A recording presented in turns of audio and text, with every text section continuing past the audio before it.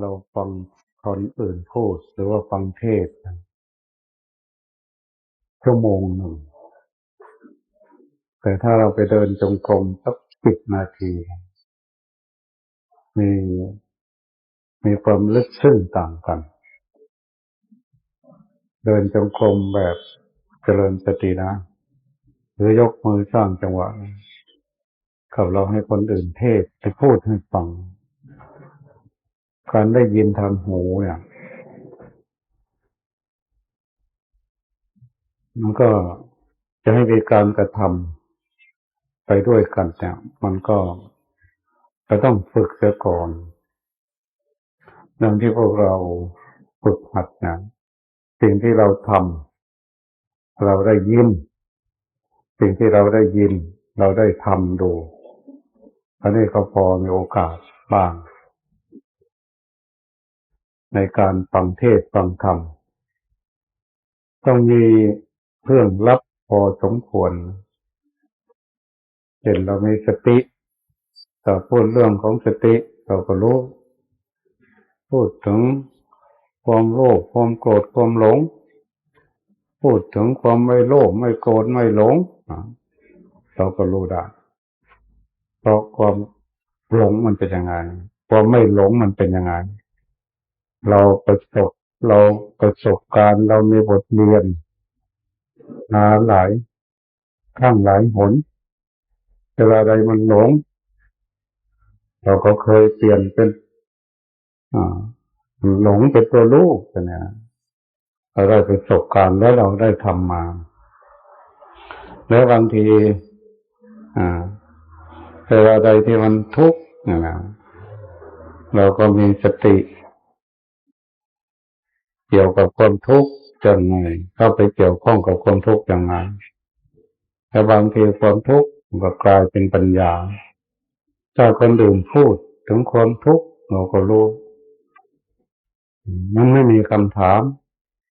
มันมีแต่คำตอบถ้าเราได้ทำนะเป็นการประจักษ์แจ้งแก่ตัวเราและถ้าเราได้เข้าถึงธรรมเห็นกายเห็นเวทนาเห็นจิตเห็นความคิดที่มันคิดอย่างนั้นเราชำนิชำนาญกับเวทนาชำนิชำนาญกับความคิดชำนิชำนาญกับกายชำนิชำนาญกับธรรมที่เป็นกุศลต่อกุศลเราก็เกี่ยวข้องกับสิ่งต่างๆนั้นหรือบางทีเราทำลายความโลภความโกรธความหลงลงได้นะถ้าพูดถึงความโลภความโกรธความหลงเราก็รู้แจ้งพูดถึงความไม่โลภไม่โกรธไม่หลงเราก็รู้แจ้งถ้าจะเป็นการศึกษาการปฏิบัติเราก็ทำดูแล้วแต่ก่อนเราเคยโกรธแต่พอเราศึกษาไปมันก็ความโกรธก็ไม่มีนะเราได้ทำดูแต่ถ้ามีใครพูดถึงความไม่โกรธความไม่ทุกข์เนี่ยเราก็ได้สัมผัสกับคำที่พูดคนอื่นพูดไปในตัวเสร็จแม้จะเป็นธรรมหันษาธรรมหันษาถ้าเรามีสติดีรู้สึกตัวอยู่ตลอดเวลาไม่มีอะไรที่จะน่าพออกพอใจชื่นชมหรือมีความสุขไปเท่ากับการเจริญสติเพราะความรู้สึกตัวมันเหมือนกับมันสุดหัวใจสุดชีวิตของเราถ้าเรามีความรู้สึกตัวแล้วเหมือนกับชีวิตเราลงตัวไม่ต้องมีอะไรอีกเพราะความรู้สึกตัวมันถึงแล้วถึงจุดหมายปลายทางของชีวิตแล้วจบแค่นั้นแล้วเรารู้สึกตัวแต่เวลาใดที่มันหลงเราก็รู้จักค้นขวายเปลี่ยนความหลงเป็นความรู้เราได้ทำดีแล้วเราได้ปฏิบัติแล้วเวลาใดที่มีปัญหาเกี่ยวกับกายเกี่ยวกับรูปเราก็รู้แจ้งหมดรู้ครบหมดถึงรู้ รู้หมดรู้ครบรู้ถ้วนธรรมชาติเป็นยังไงอาการเป็นยังไงธรรมชาติของรูปเป็นยังไงธรรมชาติของนามเป็นอย่างไรอันนี้นะเราก็เกี่ยวข้องกับรูปอย่างถูกต้องแล้วก็ถ้าคนอื่นเป็นถ้าคนอื่นมีปัญหากับรูปกับกายเราก็บอกได้เช่นสมัยหนึ่งเราเดินขึ้นเขาบุกป่าดงไปคนที่เดินไปด้วยกันเขาก็อึดอัดขัดเคืองบ่นตามเราไปทั้งบ่นทั้งเดินไปไม่ไหวหรอกหลวงพ่อมาเดินป่าดงพงไปนี่ไม่มีประโยชน์เราก็คิดไปอาการทางกายก็เกิดขึ้นร้อนอบอ้าวอาการทางใจก็เกิดขึ้นจิตใจก็เกิดอารมณ์แล้วเราก็ประท้วงเขา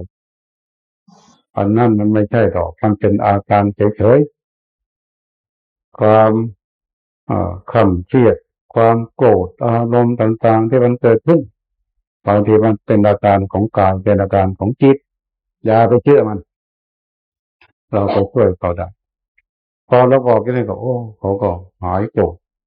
อย่าไปเชื่อมันนะความโกรธเขาพาเราไปเราก็ไปไม่ใช่สิ่งที่เขาพาไปเอามาเป็นความโกรธเอามาเป็นความทุกข์ไม่ทุกข์ก็ได้ไม่หลงก็ได้ไม่โกรธก็ได้เราก็ช่วยเขาเพราะเขาก็เหมือนเราเราก็เหมือนเขาเป็นความโกรธเราก็เคยโกรธมาแล้วเราเคยโกรธมาแล้วเมื่อคนอื่นโกรธเราก็แม้จะโกรธให้เราก็มีโอกาสช่วยเขาได้นะช่วยเขาได้ช่วยเขาไม่ให้โกรธได้หรือถ้าช่วยเขาไม่ได้ก็ช่วยตัวเองไม่ให้โกรธคนเขาเพราะมันไม่ถูกต้องแต่ความทุกข์ก็เหมือนกัน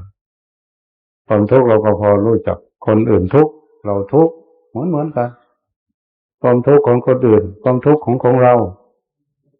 เหมือนกันถ้าเราจะช่วยเขาเราก็มีโอกาสช่วยได้เป็นงานที่เราใส่ใจที่สุดในเรื่องนี้นะใส่ใจที่จะช่วยความหลงความโกรธความทุกข์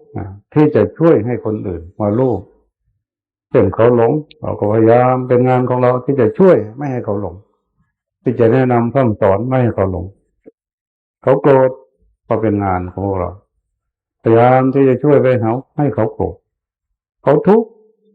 เราก็เป็นงานของเราพยายามที่จะช่วยไม่ให้เขาทุกข์แต่ว่าคนส่วนมากเมื่อคนอื่นหลงเราก็ค่อยหลงไปตามเมื่อคนอื่นโกรธเราก็ค่อยโกรธไปตามเมื่อคนอื่นทุกข์เราก็ค่อยทุกข์ไปตามคือไม่ดีงานกันเนี่ยธรรมนี้ก็เป็นธรรมหันษาธรรมหันษามันคือทำดีทำของที่ไม่ดีให้เป็นความดีไม่มีอะไรที่จะไปถูกต้องเท่ากับงานประเภทนี้เช่นคนหลงเราก็พยายามที่จะชวนให้เขารู้สึกตัวให้เขามารู้สึกตัวเช่นบางคนมาขอปฏิบัติธรรมมาขอศึกษาวิธีทำอย่างไรเราก็บอกให้มือวางไว้บนเข่าเอามือวางไว้บนเข่าก็ถามเขาว่าเดี๋ยวนี้มือคุณอยู่ที่ไหนเขาก็บอกว่ามือของเขาอยู่บนเข่าแล้วใครรู้ว่ามืออยู่บนเข่านั้นเขาก็บอกว่าเขารู้จริงๆไหมเขาบอกว่ารู้จริงๆถ้าหลวงพ่อว่ามือของคนอยู่ข้างหลังคนจะเชื่อเราไหมเขาก็บอกเขาไม่เชื่อเอาทำไมไม่เชื่อเพราะหลวงพ่อเป็นครูบาอาจารย์คืออาจารย์บอกไงก็ต้องเชื่อว่ามือของคนอยู่ข้างหลังเขาก็บอกว่าเขาไม่เชื่ออันนี้เรียกว่าเขาเห็นเขาเลยบอกว่านี่แหละคือความรู้สึกตัวความรู้สึกตัวมีคำถามไหมว่ามือคนอยู่ตรงไหนแต่นี่มือของคุณวางไว้บนเข่ามีคำถามไหมถามคนอื่นไหมไม่มีคำถามแล้วใครเห็นเราเห็นเองใครตอบเราตอบเราเองตะแคงมือข้างขวาตั้งไว้เขาก็ตะแคงมือข้างขวาเขาก็ถามเขาว่าแล้วในมือข้างขวาของคนอยู่ในลักษณะใดเพราะว่าตะแคงไว้อยู่เห็นไหมเห็นใครเป็นคนเห็นเขาบอกว่าเขาเป็นคนเห็นเราเองนะ เขาก็บอกเห็นรู้นะรู้ยกขึ้นเขาก็ยกสร้างไป14 จังหวะพอได้14 จังหวะก็ถามเขาว่าเมื่อกี้นี่คนอยู่ที่ไหนเมื่อกี้นี่คนอยู่ตรงไหนเขาก็บอกว่าอยู่ที่เมืองก็ถามเขาไปว่าคุณเคยรู้อย่างนี้1 วันมีไหมเขาบอกไม่มีคุณมีอายุเท่าไหร่เขาก็40 ปี30 ปีอ้าว1 วันเลยไม่รู้เลยนะเนี่ยไม่รู้1 ชั่วโมงเคยรู้ไหมเขาก็บอกว่าไม่รู้30 นาทีเคยรู้ไหมเขาก็บอกว่าไม่เคยรู้10 นาทีเคยรู้ไหมเขาก็บอกว่าไม่เคยรู้นี่ก็ขี้ผิดขี้ถูกให้เขาดูแล้วเมื่อเขาได้ทำอย่างนี้กับคำพูดกับการที่เขาสัมผัสเขาก็ไม่มีอะไรที่จะขัดแย้งเพราะมันเป็นความถูกต้องวิธีที่เราสอนวิธีที่เราทำเอาของจริงเอาของจริงไปบอกกันเอาของจริงไปสอนกันไม่ต้องมาเชื่อเราของจริงเนี่ยอาจารย์ก็หลอกลูกศิษย์ไปได้ลูกศิษย์ก็หลอกอาจารย์ไม่ได้คิดความรู้สึกตัวอย่างนั้นมันอยู่กับเราเป็นเห็นเองเรียกว่าปัจจตังแล้วบางทีมีทำไปสร้างจังหวะไปสร้างสติไปมันหลงนะมีไหมมันหลงใครหลงเขาก็บอกเขาหลงเองหลงไปทางไหนหลงไปทางตาทางหูหลงไปทางความคิดแล้วคุณทำยังไงเมื่อมันหลงเขาก็ถามเขาก็บอกว่ากลับมาไหนกลับมารู้สึกตัวเมื่อมีความรู้สึกตัวความหลงไปไหนเขาก็บอกว่ามันไม่มีความหลงก็หมดไปแล้วเราทำได้ทุกครั้งไหมเขาก็บอกว่าเขาทำได้ถ้ามันหลงคิดไปก็กลับมาอย่างนี้การรู้จักกรรมาอย่างนี้ก็ตัวนี่แหละเป็นตัวปฏิบัติการปฏิบัติคือปฏิบัติอย่างนี้แหละเขาบอกเขาก็พยายามสัมผัสดูบางทีเขาก็ทุกข์เป็นทุกขเวทนาปวดขาปวดแขนปวดเข่าปวดเมื่อยแต่คุณทำยังไงเกี่ยวกับความปวดเขาก็บอกว่าเขาทนบางคนก็บอกว่าเขาก็เปลี่ยนบางคนก็บอกว่าถ้านั่งอยู่มันปวดเขาก็ลุกขึ้นเดินหรือเปลี่ยนอะไรหมดแล้วการปวดเรื่องของรูปเรื่องของกายนะแล้วก็เกี่ยวข้องกับเขาอย่างไรเขาก็รู้จักบางทีก็มีริบทยืนเดินนั่งนอนอย่างนี้ถ้าความโกรธถ้าความโกรธเกิดขึ้นกับใจถ้าคนทำอย่างนั้นคนจะอดเอาคนจะทนเอาหรือว่าคนจะรู้สึกตัวบางคนเขาก็บอกอดเอาทนเอาเมื่ออดเมื่อทนเอามันก็ยังมีอยู่แต่ถ้าเรามารู้สึกตัวอย่างนั้นรู้สึกตัวเวลาใดมันหลงเวลาใดมันโกรธรู้สึกตัวแม้เวลาใดมันกลัวเราก็กลับมาหาความรู้สึกตัวลองใช้ตัวนี้ลองดูอยากจะเสนอวิธีศึกษาเกี่ยวกับชีวิตเราทั้งหมดแล้วอะไรก็ตามที่จะเกิดขึ้นกับชีวิตเรา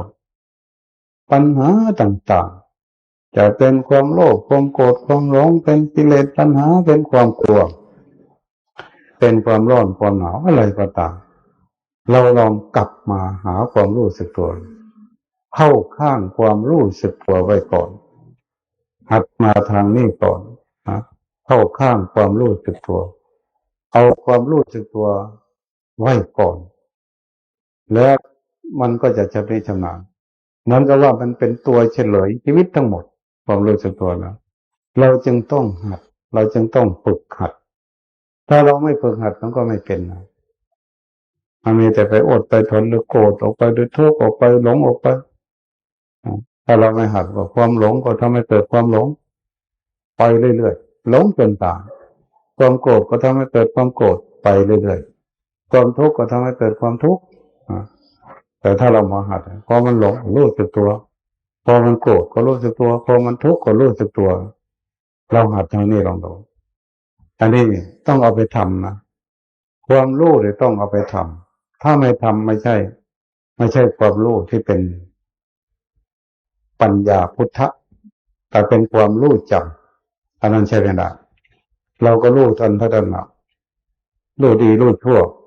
รู้ผิดรู้ถูกกันทุกคนแต่ว่าความรู้เรามันจะใช้ไม่ได้เรารู้ว่าความทุกข์ความโกรธมันไม่ดีแต่เรายังทุกข์เรายังโกรธอยู่ทั้งที่เรารู้อยู่บัดนี้เราไม่ต้องไปมีความรู้เรามาท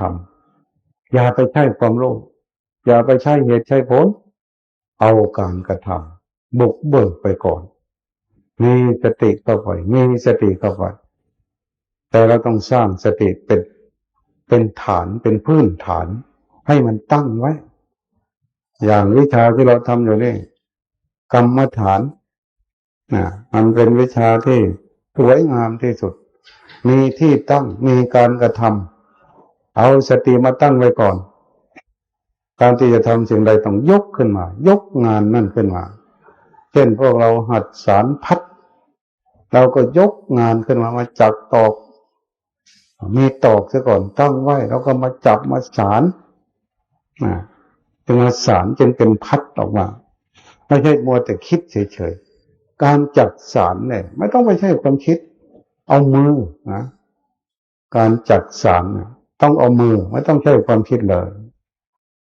แต่บางคนก็คิดออกมันไม่ใช่กรรมฐานประมาณกันให้มีที่ตั้งไว้ก่อนให้มีงานเสียก่อนถ้าไม่มีงานมันก็ไม่มีกรรมไม่มีกรรมเมื่อไม่มีกรรมก็ไม่มีผลไม่มีผลของกรรมเราจึงเอา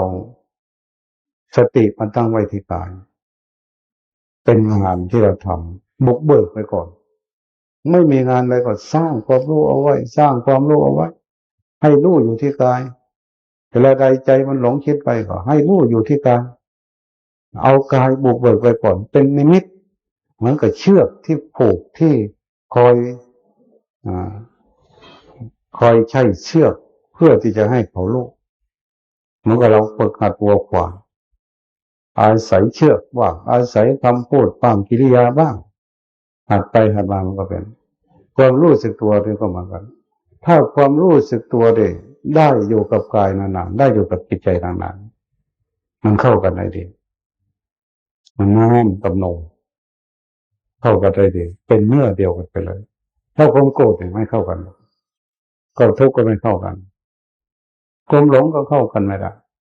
ยังเป็นการบ้านอยู่ความโกรธก็ถือว่าเป็นการบ้านเป็นภาระความทุกข์ก็ถือว่าเป็นการบ้านหรือเป็นโจทย์เราก็เป็นจำเลยไม่เสร็จไม่สิ้นสักทีต้องโกรธเหมือนกับโจทย์ของชีวิตเรา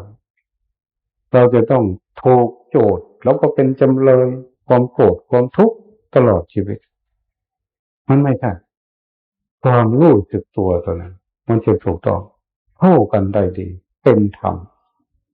ถ้าเราหัดสัมผัส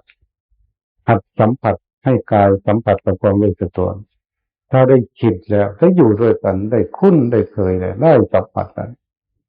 มันก็จะเกิดอะไรขึ้นอีกหลายอย่างเป็นศีลเป็นสมาธิเป็นปัญญาเมื่อเราได้รู้สึกตัวเราหลงได้ยากหลงอยู่ที่ไหนก็ต้องหาความรู้ให้ได้เข้าข้างความรู้ให้ได้สร้างขึ้นมาทุกครั้งที่มันมีความหลงมันเป็นอุปกรณ์ของการทำความดีความรู้สึกตัวเป็นอุปกรณ์เป็นวัสดุคิดความรู้สึกตัวออกมาเยอะแยะไม่จบก็รู้สึกตัวหาได้ง่ายไม่เหมือนอย่างอื่นหาได้ง่ายมากหลวงพ่อได้มาทำงานแล้วเนี่ยมายกมือสร้างจังหวะด้วยชอบใจมากๆโอ้ยวันนี้เรามีงานทำแล้วแต่ก่อนไม่ได้ทำงานแบบเมื่อนั่งสมาธิก็คิดสงบบ้างไม่สงบบ้างทำอยู่นู้นบางครั้งก็หัวพัดหัวเวียงแต่บางครั้งถนอมตัวบางวันก็ทำได้ง่ายแต่บางวันไม่ค่อยทนุถนอมไม่ค่อยสำรวมเอายากตัวที่จะสงบไปสร้างความสงบต้องการความสงบมันไม่ใช่ความสงบมันไม่จริงจังมันก็ต้องมีความไม่สงบอยู่ดีถ้าเรามาสร้างสติเนี่ยถ้ามีสติแล้วไม่ต้องถามหาอะไรความหลงก็ไม่ต้องกลัวความทุกข์ไม่ต้องกลัวความโกรธไม่ต้องกลัว อะไรอะไรก็ไม่ต้องกลัวถ้าเป็นความรู้สึกตัวเรานะเรามันสร้างตัวนี้แล้วก็มีโอกาสแล้วก็มีเวลาแล้วก็หาไม่ยากเป็นธรรมเป็นเป็นความเหมาะสมเป็นความอยู่โดยชอบที่สุดเราสร้างสติสนองลองหัดดูหัดให้เป็นนิสัยหัดให้เป็นปัจจัยนะแล้วก็หัดได้เพราะอยู่กับตัวเราความรู้สึกตัวนะไม่ได้อยู่ที่อื่นเป็นปัจจตังทันทีต้องการเมื่อไหร่ก็รู้ได้นะเอาไปแก้เอาไปเฉลยปัญหาต่างๆที่เกิดขึ้นกับกายกับใจได้หมดความรู้สึกตัวขยันเหมือนกับเราใช้เงินใช้ทองมันก็ใช้สำเร็จประโยชน์การใช้สติก็เหมือนกันสำเร็จประโยชน์ยิ่งใช้ยิ่งมากยิ่งใช้ยิ่งมากความรู้สึกตัวก่อนพูดก่อนทำก่อนคิดมาไวมาไวแต่ที่นี่เราไม่ค่อยได้ใช้อาจจะใช้ความหลงอาจจะใช้เหตุใช้ผลไปโน่นอาจจะใช้ความรู้สึกตัวมันก็เดินช้าไปเสียแล้วมีแต่เหตุแต่ผลเต็มไปหมดมีแต่ปัญญามีแต่สมองคิดอ่านอะไรดีแต่ว่าการเจริญสติไม่ได้เกี่ยวกับเหตุกับผลกับอะไรมีการกระทำเข้าไปทำลงไปที่กายเราก็มีอริยบทต่างๆเราสร้างขึ้นมาจะเป็นลมหายใจเอามาใช้จะเป็นอริยบทต่างๆเคลื่อนไหวยิ่งก็เอามาสร้างจังหวะตรงเป๊ะเลยเหมาะสมที่สุดวิธีใดก็ไม่คล่องเท่ากับมาสร้างจังหวะเพราะมันมีความเหมาะสม14จังหวะ15จังหวะพอดีพอดีการเคลื่อนไหวกับความรู้สึกตัวเข้ากันได้ดีลักษณะของการเคลื่อนไหวรูปของการเคลื่อนไหวกับสติเนี่ยไปพร้อมๆกันไปพร้อมๆกันเหมือนกับดนตรีชีวิตกันนะความรู้สึกตัวกับอริยบทแม้แต่การเดินจงกรมกับมันเป็นปีเป็นขุยเข้าไปแล้วถ้าเราทำถูกนะถ้าเราทำไม่ถูกก็เขาอยากแต่มักจะทำได้ทุกคนเช่นเราเดินจงกรมเราที่ก้าวไปรู้ก้าวไปรู้ทุกก้าวพอดีพอดีตัวรู้สึกตัวกับการเดินจงกรมให้สัมผัสให้ลึกซึ้งลองดูนะการเดินจงกรมเนี่ยจะรู้สึกว่าขยันกว่าอริยบทถึงนะการสร้างจังหวะนี่ก็บางทีก็เป็นขั้นเป็นข่าวแต่ว่าการเดินจงกรมทุกทุกสถานการณ์เดินไปไหนมาไหนได้ทั้งนั้นแต่การสร้างจังหวะต้องมีโอกาสพิเศษบางครั้งแต่ว่าการเดินจงกรมเนี่ยอริยบทเล็กๆน้อยๆนะการเคลื่อนไหวอริยบทเล็กๆน้อยๆเนี่ยอาจจะคล่องตัวกว่าการสร้างจังหวะนะเพิ่มการเดินจงกรมนะลองลองทำให้มากๆดูให้มันเหนื่อยให้มันเกินเหนื่อยไปให้รู้สึกตัวไปเรื่อยๆรู้สึกตัวไปเรื่อยๆเอาไปมาเลยเหมือนกับมันเบากายแล้วมันตาเบาก้าวไปมันก็ไม่ได้ก้าวไปเลยเบาวิววิววิววิวถ้ามีสตินะถ้าไม่มีสติอาจจะไม่รู้จักเบาอาจจะยากอาจจะลำบากอาจจะเหน็ดเหนื่อยไปแต่ถ้ารู้สึกตัวมันก็ลืดจากความเหนื่อยความยากความลำบากอาจจะไม่มีนะมีแต่ความหลงที่มันแข่งกับความรู้ความเด็ดความเหนื่อยความปวดความเมื่อยเป็นรองเยอะแยะเดี๋ยวรองไกลที่สุดแต่ว่าความหลงเนี่ยเท่านั้นที่มันแข่งกับความรู้ปัญหาก็กลัวความหลงแล้วก็แก้ง่ายความหลงไม่ต้องไปใช้วัสดุอุปกรณ์อะไรรู้สึกตัวกลับมาได้วันเที่ยววินาทีถ้ามันหลงแล้วก็ขยันไม่มีงานอะไรที่ขยันลู่แข่งกับความหลงเป็นเรื่องกระตือรือร้นถ้าความหลงเกิดขึ้นมันเป็นศิลปะความรู้สึกตัวมันก็เป็นศิลปะกับความหลงเหมือนกับแสงสว่างเป็นคู่กับความมืดนะ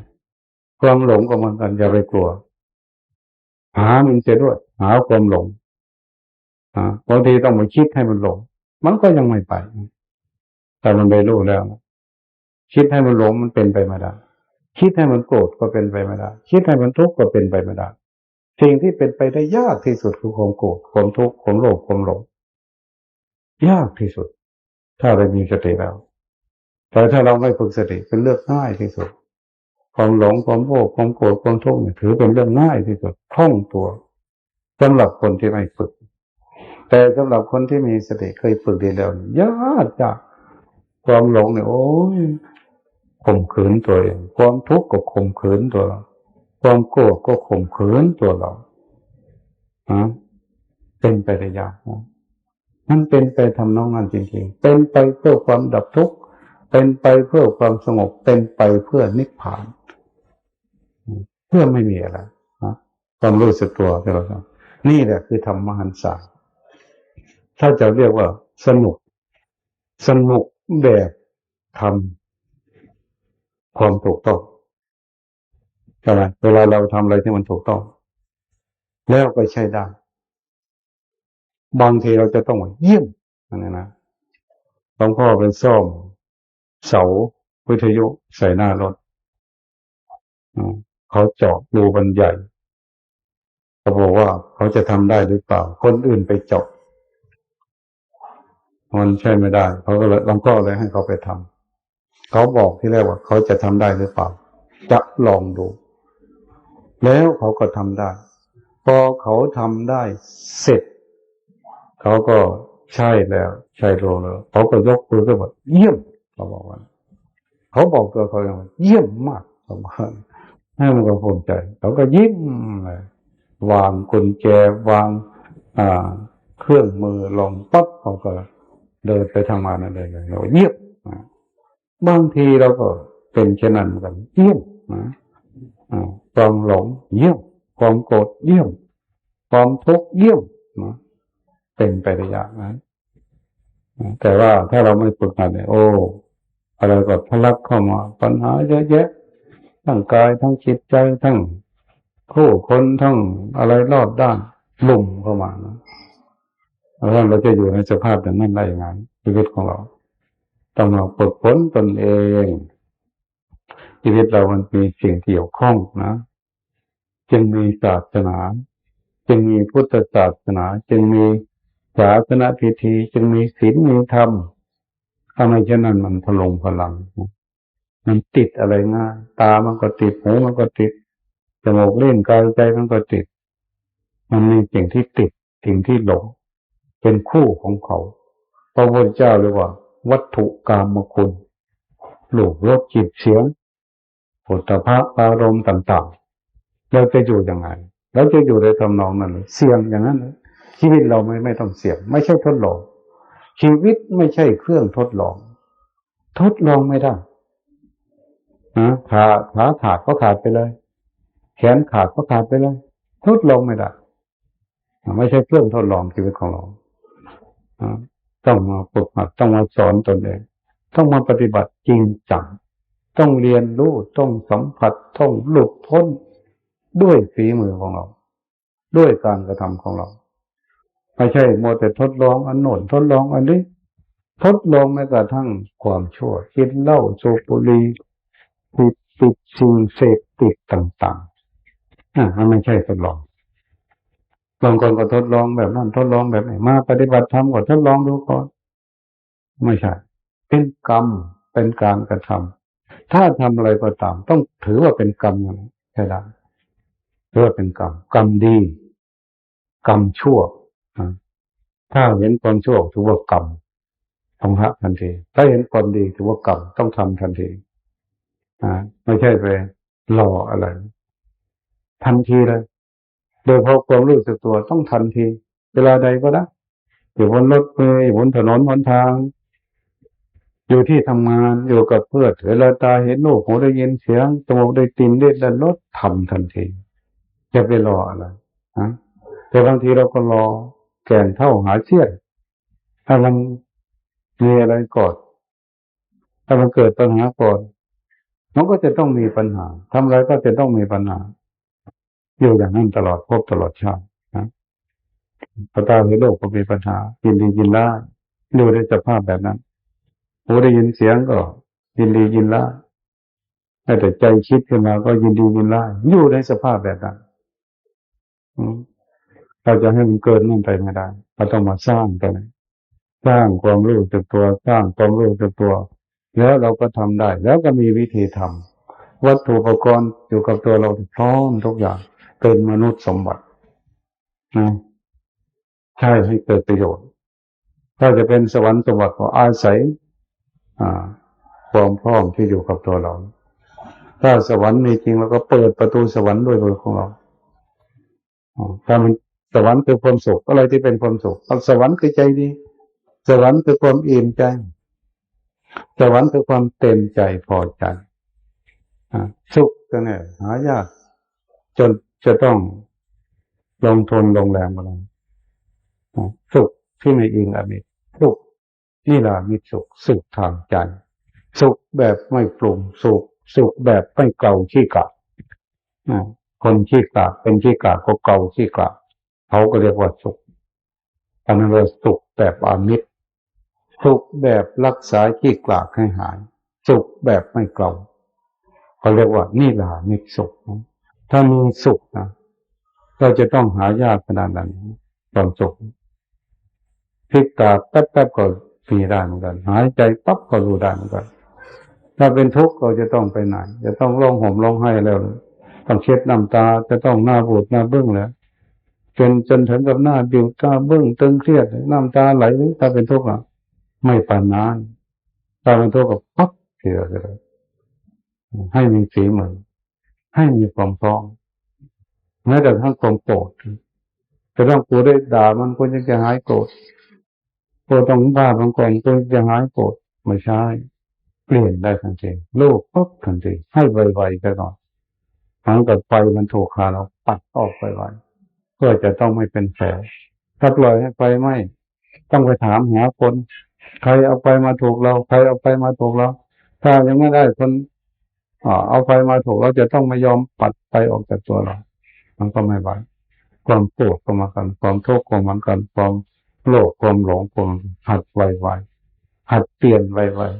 ๆหลวงพ่อก็บอกแล้วบอกอีกมันโกรธเปลี่ยนให้โกรธมันทุกข์เปลี่ยนให้ทุกข์มันหลงเปลี่ยนให้หลงมันเปลี่ยนได้ทุกโอกาสทุกสถานการณ์ถ้าเราไปหัดตรงนี้ก็ไม่รู้จะไปหัดตรงไหนตรงที่เราฝึกหัดนักปฏิบัติก็เอาตรงนี้เอาตรงที่มันมีครูนี่แหละมันหลงก็เปลี่ยนไม่หลงมันทุกข์ก็เปลี่ยนไม่ทุกข์มันโกรธก็เปลี่ยนไม่โกรธเอาตรงนี้แหละเปลี่ยนไวๆเปลี่ยนไวๆให้มันทันให้มันทันเวลาแต่ทำให้มันช่ำโลภปั๊บเปลี่ยนรูปจนหลงเป็นรูปมันเพื่อจะรู้มันเพื่อจะรู้ความหลงก็เพื่อจะรู้ความโกรธก็เพื่อจะรู้ความทุกข์ก็เพื่อจะรู้อะไรก็ตามเพื่อจะรู้ใช้ให้เกิดประโยชน์ความหลงก็เป็นประโยชน์ความทุกข์ก็เป็นประโยชน์จะได้เปลี่ยนเป็นความรู้จะได้เปลี่ยนเป็นความรู้จะได้เปลี่ยนจะได้เห็นรสชาติจะได้ทำด้วยมือของเราด้วยฝีมือของเราเราจะได้ชื่นชมฝีมือของเราถ้าไม่มีโกรธถ้าไม่มีทุกข์ถ้าไม่หลงไม่รู้จะเราไปทำอะไรเวลาได้มันโกรธเราเลยไม่มีฝีมือเพราะนั้นวิธีสร้างสติแบบนี้การเคลื่อนไหวการเดินโยกการยกมือสร้างจังหวะเราเจตนาสร้างความรู้แต่ความหลงมันจะมาหลายทิศหลายทางนั่นแหละถูกต้องแล้วมันเห็นสร้างความรู้มันเห็นความหลงมันก็ถูกต้องแล้วเหมือนหมอรักษาโรคคนป่วยก็ต้องหาสมถานของโรคเห็นโรคเห็นสมถานของโรคก็ใช้ยาใส่ยาลงไปมันก็สำเร็จประโยชน์วิธีปฏิบัติของพวกเรามันเกิดมาความหลงมันเข้าแถวมาเยอะแยะความทุกข์มันก็เข้าแถวมาเยอะแยะทุกอย่างเข้าแถวมาต่อหน้าเราเหมือนกับเราเหมือนลืมตาเนี่ยเราลืมตาเนี่ยเรามองไปข้างหน้าอย่างหลวงพ่อตั้งมองไว้ก็เห็นทุกคนที่นั่งอยู่ตรงนั้นใครเพื่อนใครไว้ยังไงก็รู้บางทีใครง่วงนอนก็รู้นะน่าอายนะง่วงนอนอย่าไปง่วงนอนเรียนทันทีสงบขั้นที่หนึ่งเราตื่นขึ้นมาทันทีเข็ดละ บางคนก็ยังเอาอีกครั้งที่สองบางคนก็ครั้งที่สามบางคนก็หลับไปเลยไม่แก้นะเราจะไปแก้ทำไมเอาครั้งเดียวก็ตื่นเลยปลุกตัวเองให้ตื่นไม่ใช่ไปอ่อนอยู่กันนั้นความโกรธตื่นออกมาความทุกข์ก็ตื่นออกมานี่จึงจะเป็นนักปฏิบัติจึงจะมีนิสัยถ้าไม่หัดตรงนี้ไม่มีนิสัยเลยง่วงก็ง่วงจนตายปฏิบัติธรรมก็ง่วงอยู่กันน่ะที่กลัวก็กลัวอยู่กันนะไม่ใช่เสร็จเลยเอาให้เสร็จเลยเอาให้จบไปเลยเอาให้จบไปเป็นชิ้นไปเลยเมื่อเราเดินทางเอาบ้านนั่นไว้หลังเอาบ้านที่ไว้หลัง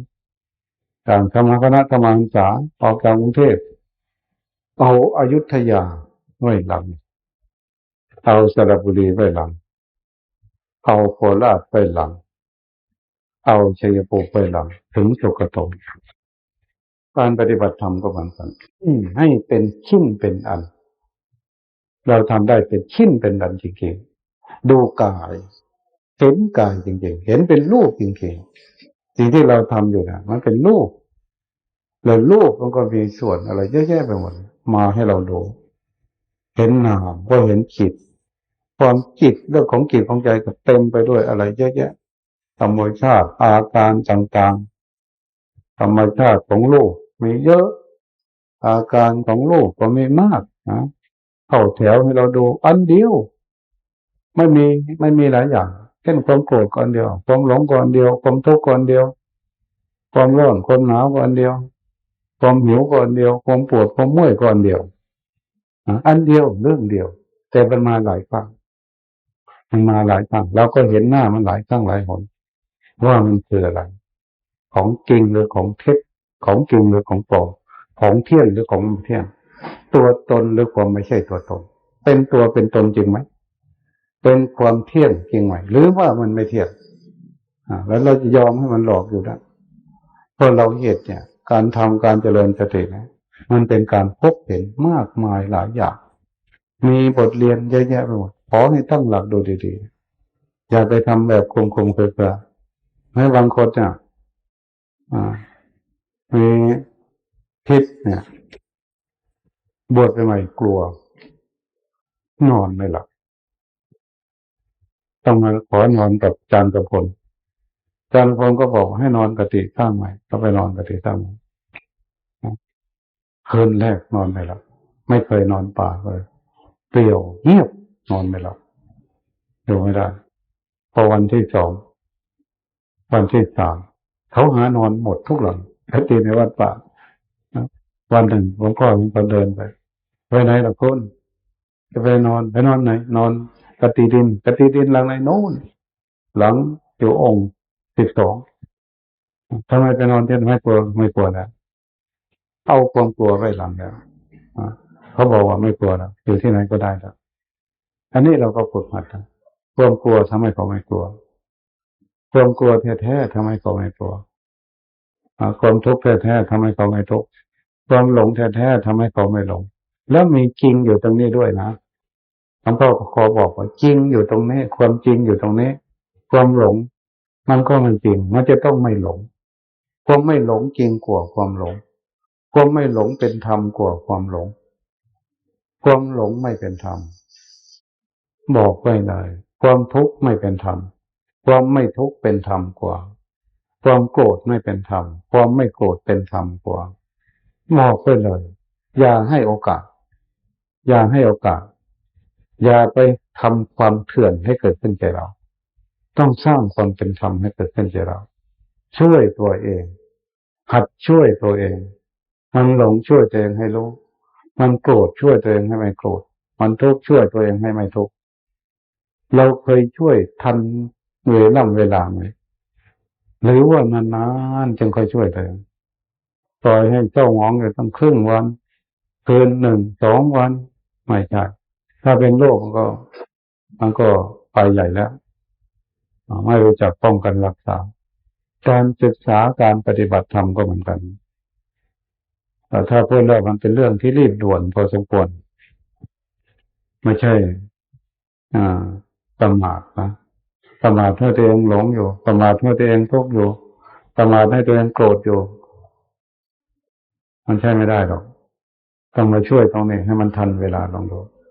เราจึงมีวิธีเก็บปาลบมีวิธีสร้างจังหวะให้โอกาสสร้างกติหลังเล็กๆให้อยู่หลังละคนละคนละคนให้โอกาสจะอยู่จะมาทำวัดก็ได้ไม่มาก็ได้จะมาตักอาหารไปกินก็ได้เพื่อให้เป็นเรื่องรีบด่วนซะหน่อยบางคนก็อ่าประมาทมากๆก็ใช่แบบที่เรียกว่าทุดงเป็นการขูดเกลาหาสิ่งแวดล้อมช่วยหาสิ่งแวดล้อมช่วยถ้าไม่เช่นนั้นก็คงจะประมาทอย่างพวกเราเนี่ยเห็นไปปรากฏอยู่ในป่าในดงอย่างท่านผอ.เนี่ยไม่ว่าหายไปไหนแท้ๆไปปักกฏอยู่โน่นกติ13สุดหมายปลายทางของกติไกลลิบตรงนั้นนี่ก็ต้องหาโอกาสให้แก่ตัวเองสร้างสิ่งแวดล้อมให้แก่ตัวเองก็ต้องรู้จักขวนขวายมา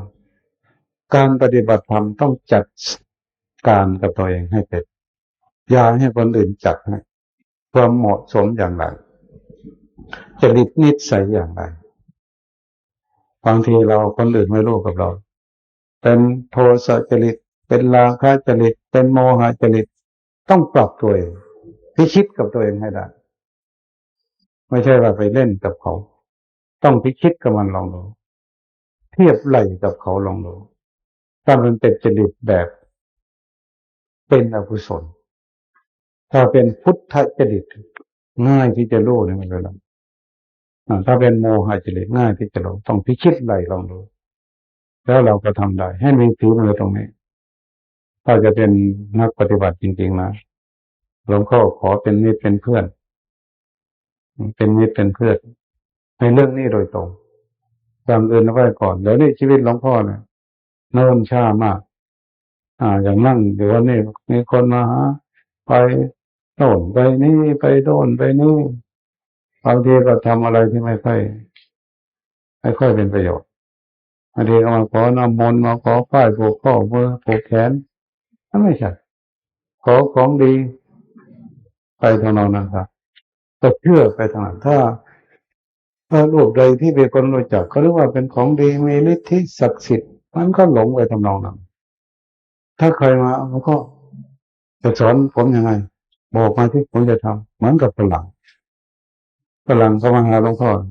ฝรั่งหนุ่มคนหนึ่งมาจากต่างรัฐพอมาถึงก็บอกว่าหลวงพ่อถ้าจะสอนผมต้องสอนแบบพระพุทธเจ้าตรัสรู้นะพระพุทธเจ้าตรัสรู้พระองค์ทำยังไงให้สอนแบบนั้นนะที่ฝรั่งก็บอกก็ไปเจอคนหนึ่งอยู่ที่หาดใหญ่เขาบอกว่าหลวงพ่อไม่ต้องสอนผมนะจะให้ผมทำอะไรบอกมาผมเบื่อแล้วเบื่อการสอนแล้วบอกให้ผมทำอะไรหลวงพ่อก็บอกเขายกมือสร้างจะทำอย่างนี้เขาชอบเขาก็ชอบโอ้เขาชอบมากพอบอกเขาสร้างยกมือสร้างจะว่าเขาบอกเขาเดินจงกรมเขาก็พอใจแต่นี่เรียกว่ามาสายตรงนะถ้าใครมาสุขโตเนี่ยอยากให้ลงสนามเหมือนกับ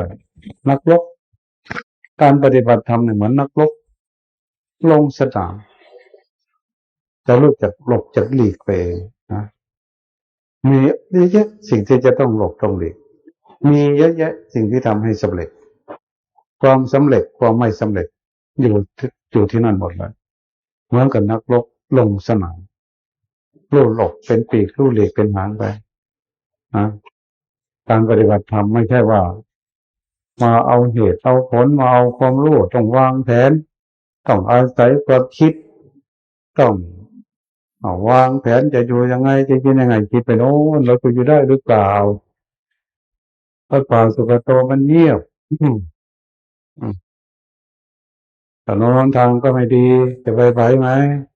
ที่หลับที่นอนก็ไม่ค่อยพอกันเราจะอยู่ได้หรือเปล่าไม่ใช่เขาให้หัดเป็นนักรบมาอะไรจะมาก็มาเราจะทำอย่างนี้ เราจะรู้สึกตัวเราจะรู้สึกตัวอะไรมันจะเกิดขึ้นทำแค่นี้นะหลวงพ่อถามหลวงพ่อเทียนหลวงพ่อเทียนสอนฟังว่าทำแค่นี้หรือหลวงพ่อทำแค่นี้แหละเคลื่อนไหวมือให้รู้สึกตัวทำแค่นี้แหละรู้สึกว่าโอ้ก็เลยพอใจแล้วก็เราก็มาทำเลยชอบจริงๆทำให้รู้สึกตัวทำให้รู้สึกตัวเป็นงานชีวิตของเรางานที่ไม่ตายงานที่ไม่เกิดงานที่ไม่แก่งานที่ไม่เจ็บต้องสร้างตรงนี้อย่าไปกลัวความเกิดความแก่ความเจ็บความตายไม่ใช่เป็นเรื่องของความกลัวความเกิดความแก่ความเจ็บความตายเป็นเรื่องของการกระทำมัวแต่กลัวอยู่มันไม่ใช่ต้องมาทำลงไปจริงๆเมื่อไม่หลงเมื่อหลงก็ตายจากความหลงเมื่อหลงมันก็ตายจากความไม่หลงเมื่อโกรธมันก็ตายจากความไม่โกรธเมื่อทุกข์มันก็ตายจากความไม่ทุกข์เราจะเอาอย่างไรมันก็ตรงนี้นี่เองไม่ใช่เรื่องใหญ่โตทำยังไงเรามาทำตรงนี้ก่อนเวลาใดมันหลงไม่หลงนะเวลาใดมันคิดไปหลงไปในความคิดเรากลับมาหาความรู้เป็นเรื่องที่เราจะต้องทำไม่ใช่เป็นเรื่องที่เราจะต้องมาคิดกันเอาเหตุเอาผลนะความไม่เกิดความไม่แก่ความไม่เก็บไม่ตายไม่ใช่เรื่องอื่นเอาเริ่มต้นจากความไม่หลงเนี่ยเอาจากความไม่หลงเนี่ยมันหลงเปลี่ยนไม่หลงเนี่ยนี่เรื่องที่จะเข้าไปสู่ความไม่เกิดไม่แก่ไม่เจ็บไม่ตายไม่ใช่ไปกลัวไม่ใช่ไปคิดว่าต้องมีญาณต้องเป็นฌานต้องเข้าสมาบัติต้องเรียกว่าต้องเป็นจิตอย่างนั้นเป็นจิตอย่างนี้ไม่ใช่เอาจากความไม่หลงมันหลงเปลี่ยนเป็นไม่หลงเปลี่ยนเป็นตัวลูกเปลี่ยนเป็นตัวลูกเข้าไปเนี่ยทางมันอยู่ตรงนี้ตัวปฏิบัติมันอยู่ตรงนี้การกระทำมันอยู่ตรงนี้สมบูรณ์แบบเข้าแถวมาให้เราเห็นหมดเลยความหลงความไม่หลงความโกรธความไม่โกรธความทุกข์ความไม่ทุกข์อะไรต่างๆที่มันเกิดขึ้นมาหยาบบ้างละเอียดบ้างนะความสุขความทุกข์จิตที่มันหยาบจิตที่มันละเอียดมันเห็นหมดอาการต่างๆธรรมชาติต่างๆมันจะบอกเข้าแถวมาให้เราดูแล้วเราก็ดูเอาดูเอาดูเอาดูเอาสนุกเห็นของจริงที่เกิดกับเราความโกรธมันก็เกิดขึ้นมาจริงๆแล้วเราก็หลงไปกับความโกรธจริงๆแต่ก่อนความโกรธมันก็เกิดขึ้นมาจริงๆแล้วเราก็ไม่หลงไปกับความโกรธจริงๆความทุกข์มันก็เกิดขึ้นมาจริงๆแล้วเราก็ทุกข์ไปกับความทุกข์จริงๆความทุกข์มันก็เกิดขึ้นมาจริงแล้วเราก็ไม่ทุกข์ไปกับความทุกข์จริงๆจริงไหมอย่างนี้พันธวีเกียรติจริงไหมหาความจริงตรงไหนนะเอาความจริงตรงไหนให้ใครหลอกเราเราจะต้องหลงตรงนั้นแหละเพราะนั้นเนี่ยการศึกษาเนี่ยตรงนี้แหละมันหลงไหมเวลาเรายกมือสร้างจังหวะหลงไหมใครเคยหลงยกมือขึ้นเวลาเรายกมือสร้างจังหวะใครเคยหลงยกมือขึ้นเลยใช่แล้วเวลามันหลงทำไงความหลงก็ไปกับความหลงว่าเปลี่ยนมาเป็นตัวรู้ได้ไหมใครเคยเปลี่ยนมาเป็นตัวรู้ยกมือขึ้นนั่นถูกต้องมันต้องเปลี่ยนตรงนี้ถ้ามันไม่หลงเราจะได้เปลี่ยนสักทีหรือจะไม่รู้จักความรู้หรือจะไม่ได้ใช้ความรู้ให้เป็นประโยชน์เหมือนกับเราสารคัดกันที่คัดอย่างนั้นเมื่อมันผิดแล้วก็ดีแล้วจะได้ทำให้มันถูกผิดไหมผิดแล้วอันมันถูกมันก็มีเราทำไงก็ถูกเมื่ออันมันผิดเราทำให้มันถูกมันก็ถูกต้องเก่งแล้วมันก็เป็นรูปเป็นร่างเป็นมันอะไรก็ตามมันก็เป็นทำนองนี้เหมือนกันการปฏิบัติธรรมนะอย่าไปเอาเหตุเอาผลอย่าไปเอาความชอบอย่าไปอาศัยแต่อย่างอื่นเอาการกระทำลงไปจริงๆนี่แหละธรรมหันษา เมื่อกี้เนี่ยบอกว่าความหลงเพื่อความหลงความทุกข์เพื่อความทุกข์ความหลงเพื่อความไม่หลงนี่คือธรรมหันตาสนุกเห็นของจริงมาเปลี่ยนได้กระตือรือร้นมากการการทำได้เนี่ยมันเป็นของที่ชอบถูกต้องที่สุดนะยิ่งมันโกรธก็ถูกต้องมันจะได้ช่วยให้เห็นความโกรธแล้วทำเป็นความไม่โกรธแล้วเราก็ทำได้สิ่งพวกนี้จะมาบ่อยชำนาญในสิ่งเหล่านี้ละอย่างพระโสดาบันเนี่ยเบื้องต้นก็มีเพียง3 ข้อสักกายทิฏฐิวิกิจฉีฉาถึงรัตตปรมาสักกายทิฏฐิมีตนอยู่ในกายกายนี่มีอะไรความร้อนความหนาวความปวดความเมื่อยความหิวมีตนเต็มไปหมดพอมาดูเข้าจริงๆไม่ใช่ตนพอมาดูเข้าจริงไม่ใช่ตนเป็นอาการเป็นธรรมชาติไม่มีตนตรงไหนเลยสักกายทิฏฐิทำเพื่อหายตัวที่ลงไปแล้วเห็นแล้วเห็นอีกเรื่องของกายมีตนเป็นสุขเป็นทุกข์ของกายมันไม่ใช่มีสุขมีทุกข์ของกายมีแต่เห็นเปลี่ยนมาเป็นภาวะที่เห็นเช่นมีสุขหรือว่าเห็นมันสุขเช่นมันทุกข์หรือว่าเห็นมันทุกข์ถ้าแต่ก่อนมันเป็นผู้สุขแต่ก่อนมันเป็นผู้ทุกข์พอมาดูเข้าเห็นมันสุขเห็นมันทุกข์เรียกว่าทำลายลงแล้วสักกายทิฏฐิเป็นอย่างนี้บ้างไหมเดี๋ยวนี้มันร้อนไหมเป็นผู้ร้อนหรือว่าเห็นมันร้อนถ้าเป็นผู้ร้อนมีตนอยู่ในกายถ้าเห็นมันร้อนทำลายลงแล้วทำลายสักกายทิฏฐิลงแล้วเป็นประโยชน์แล้วกันเห็นมันร้อนโอ้เห็นมันปวดโอ้เห็นมันหิวโอ้สักกายทิฏฐิผ่านเลยวิกิจกิจฉาคือลังเลสงสัยไม่มั่นใจไม่มั่นใจมันหลงเพื่อความหลงมันโกรธเพื่อความโกรธเรียกว่าวิกิจกิจฉาเสียเวลาไปกับความหลงเสียเวลาไปกับความสุขความทุกข์พระโสดาบันเนี่ยทำลายไปร้อนวิกิจกิจฉาเปลี่ยนทันทีมันหลงเปลี่ยนไม่หลงมันทุกข์เปลี่ยนไม่ทุกข์มันง่วงเปลี่ยนไม่ง่วงมันเครียดเปลี่ยนไม่เครียดมันวิตกกังวลเปลี่ยนไม่วิตกกังวลมันเชื่องซึมเปลี่ยนชื่นบานวิกิจกิจฉาไม่ต้องเสียเวลาไม่ต้องทำใหม่คำว่าทำใหม่จะไม่มีทำใหม่ถ้าทำไมก็เป็นโจทย์ตัวเองทำให้ตัวเองเจ็บปวดทำให้ตัวเองมีภาระนักปฏิบัติก็ว่าทำไมจึงทำอย่างนั้นทำไมจึงเป็นอย่างนี้จะไม่มีคิดก็จะไม่คิดอย่างนั้นเช่นเขาด่าเราทำไมเขาจึงทำกับเราอย่างนี้ทำไมจึงทำอย่างนี้คำว่าทำไมเนี่ยคือวิกิจฉาทำไมจึงทำกับเราอย่างนั้นทำไมจึงทำกับเราอย่างนี้ไม่น่าจะเป็นอย่างนั้นไม่น่าจะเป็นอย่างนี้มันนี่แหละวิกิจฉาใช่ไหมพระโสดาบันทำลายลงแล้วผ่านได้ตลอดศีลปฏิปรมัตถ์จริงจัง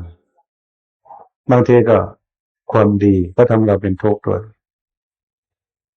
ความดีทำดีก็ทำให้เราเป็นทุกข์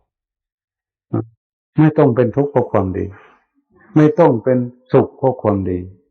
ไม่ต้องเป็นทุกข์เพราะความชั่วไม่ต้องเป็นทุกข์เพราะความดีอะไรต่างๆเห็นมาลึกซึ้งมาก